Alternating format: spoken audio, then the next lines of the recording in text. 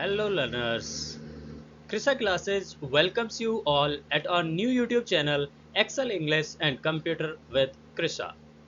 मेरा नाम कृपाल सिंह शेखावत है और मैं राजस्थान के एक छोटे से गांव का रहने वाला हूं। मुझे स्कूल्स में बच्चों को पढ़ाने का लगभग 10 वर्ष का अनुभव है। यहाँ इस चैनल पर हम इंग्लिश और कंप्यूटर बिल्कुल बेसिक से सीखना स्टार्ट करेंगे। इंडिया गांव का देश है और यहाँ की ज़्यादातर आबादी गांव में बसती है, जहाँ पर हमें बेहतर इंग्लिश और कंप्यूटर लर्निंग एनवायरनमेंट नहीं मिल पाता और इसी वजह से हम अपने आप को इंग्लिश और कंप्यूटर में पिछड़ा हुआ महसूस करते हैं। अब आपको घबराने की बिल्कुल भी ज़रूरत नहीं है, क्योंकि मुझे सिर्फ विश्वास ही नहीं, पूरा यकीन है कि मेरे मार्गदर्शन और अपनी मेहनत के बलबूते पर आप अवश्य ही इंग्लिश सीख जाएंगे।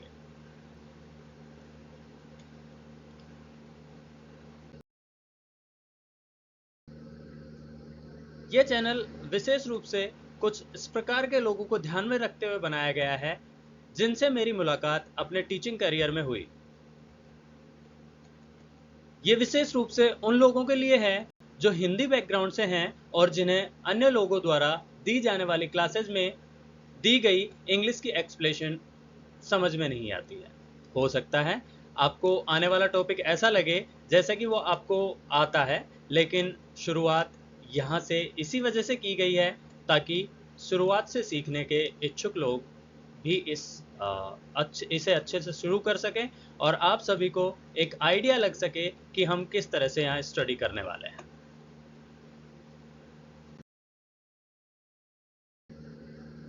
तो आज हम सीखने जा रहे हैं अल्फ़ाबेट, जिसे हिंदी में हम कहते हैं वर्ड।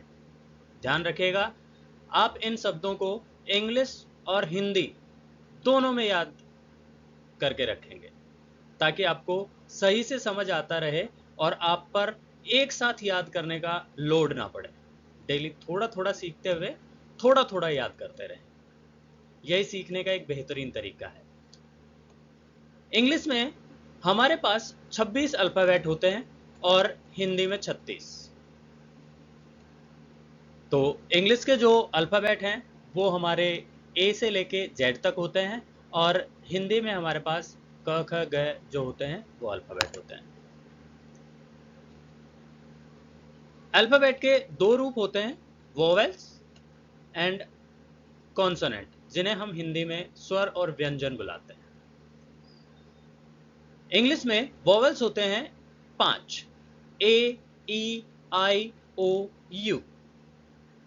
जैसे कि हिंदी में हमारे पास ए, आ, आउ तक होते हैं, ये हमारे स्वर होते हैं। उसी तरह से इंग्लिश में वोवेल्स होते हैं जो 5 होते हैं।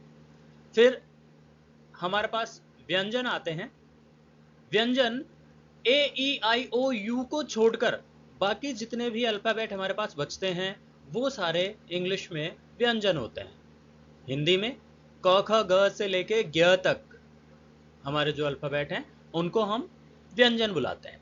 जैसे इनमें हिंदी के अंदर 3 व्यंजन ऐसे हैं जिनको हम संयुक्त व्यंजन कहते हैं, जैसे क्ष, त्र और ज्ञ। लेकिन इंग्लिश में हमारे पास कोई भी संयुक्त व्यंजन नहीं है। तो अब आप जान चुके हैं अल्फ़ाबेट, कॉन्सोनेंट एंड वोवेल्स के बारे में, और इससे आप अनुमान भी लगा सकते हैं कि आगे की क्लासेस किस प्रकार से होने वाली हैं अपने इसी यूट्यूब चैनल पर। हम हर क्लास में सिर्फ एक ही टॉपिक स्टडी करेंगे और जब तक हमें बेसिक्स की जानकारी नहीं हो जाती, एडवांस इंग्लिश के बारे में हम इन टॉपिक्स में बिल्कुल भी बात नहीं करेंगे, क्योंकि मैं आपको दिमाग को डर से भरना नहीं चाहता।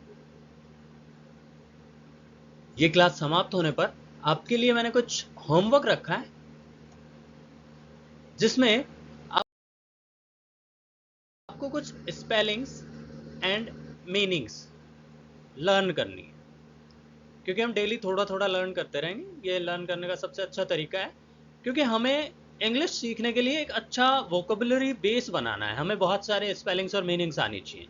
तो उसके लिए डेली हम थोड़ा थोड़ा अगर सीखते रहें तो जब तक हम एडवांस इंग्लिश पर पहुंचेंगे, जब तक हम इंग्लिश बोलने और समझने की स्टेज तक पहुंचेंगे, हमारी वोकेबुलरी काफ़ी मजबूत होगी और हम अच्छे से बोल पाएंगे। आज के होमवर्क में आपको डिफरेंट सब्जेक्ट्स लर्न करने हैं और इनके मीनिंग्स लर्न करने हैं। To keep the first day hectic, free and simple, we have chosen the homework which will not give you heart attack. So basically we have chosen only simple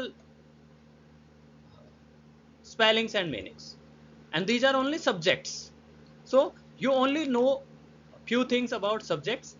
तो आइए इन्हें एक बार पढ़ते हैं, रिपीट करते हैं और फिर उसके बाद आप इन्हें याद करेंगे। So first of all it is I. I, I यानी मैं। दूसरा है वी, यानी जब बहुत सारे आई एक साथ मिलते हैं तो बनता है वी, एक ग्रुप हो जाता है। We, W E, we, we, we यानी हम। उसके बाद you, Y O U, you, तुम, आप। उसके बाद आता है ही, एच ई, ही। यह जो स्पेलिंग है, यह जो सब्जेक्ट है, यह पुल्लिंग के लिए यूज होता है, यानी किसी पुरुष के लिए यूज होता है ही। अगर इसकी जगह पे कोई स्त्री हो तो हम यूज करेंगे she, S H E, she. She means वह। फिर आता है इट, इट जो पुल्लिंग भी ना हो, स्त्रीलिंग भी ना हो, यानी जिसका लिंग हम पता ना कर सकें, वो एक तरह से हम बोल सकते हैं संस्कृत के हिसाब से नपुंसक लिंग। उस नपुंसक लिंग को हम इट से संबोधित करेंगे, I T, it. It means यह। They, T H E Y, they, they means वे। T H I S, this, this means यह, यह। यहां पर हमारे नजदीक जो है एक चीज, वो है this. That, T H A T, that, that यानी वो जो दूर वाली चीज है, सिंगल है, अकेली है, T H A T, that, that means वह। These, T H E S E, these, these means ये, जो हमारे नजदीक में बहुत सारी चीजें हैं, जो बिल्कुल हमारी उंगली की पहुंच तक हैं, दीज, दीज मीन्स ये। Those, those, T H O S E, those, those means वे, वो जो दूर वाली चीजें हैं, हमसे दूर हैं और बहुत सारी हैं, वो हैं दोज, दोज मीन्स वे। तो as per Indian mythology the number 11 is शुभ।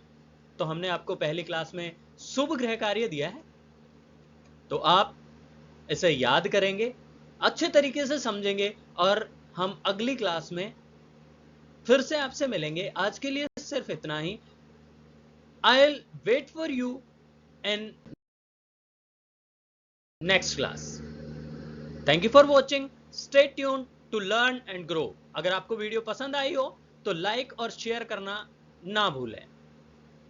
आपसे विशेष निवेदन है कि अपने फ्रेंड्स और फैमिली मेंबर में जो भी हमसे जुड़ना चाहते हैं इंग्लिश सीखने के लिए, तो उन्हें अपने चैनल का लिंक शेयर करें और चैनल सब्सक्राइब कर बेल आइकन को प्रेस करने को कहें, क्योंकि यहां पर हम आपसे पैसे नहीं मांग रहे हैं, हम आपको सिखा रहे हैं, हमें चाहिए कुछ subscriber. So don't forget to like, share, subscriber and press the bell icon. So like, share, subscribe, comment and press the bell icon. हमें आपके फीडबैक्स और रिक्वेस्ट का इंतजार रहेगा, तो प्लीज कमेंट कर अपने विचार व्यक्त करें। धन्यवाद एक बार फिर से। मिलते हैं एक छोटे से ब्रेक के बाद। Happy learning, bye for now.